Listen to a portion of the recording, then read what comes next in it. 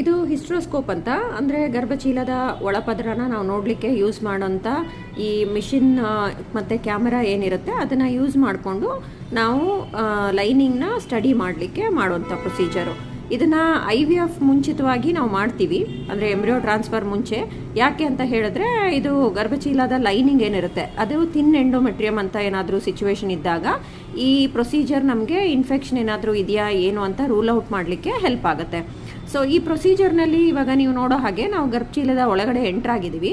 So ಇದು enter ಆದಮೇಲೆ ನಾವು ಇದರಲ್ಲಿ ಈ ಟ್ಯೂಬ್ ಓಪನಿಂಗು, ಅದ್ರ ಸುತ್ತೂರ ಏನಾದರೂ ತುಂಬ ರಕ್ತನಾಳಗಳು ದಪ್ಪ ಆಗಿದೆಯಾ, ಇದರಲ್ಲಿ ಏನಾದರೂ ಪದರ ಥರ ಅದು ಕ್ಲೋಸ್ ಆಗಿದೆಯಾ ಅಂತ ನಾವು ಫಸ್ಟು ಚೆಕ್ ಮಾಡ್ಕೊತೀವಿ.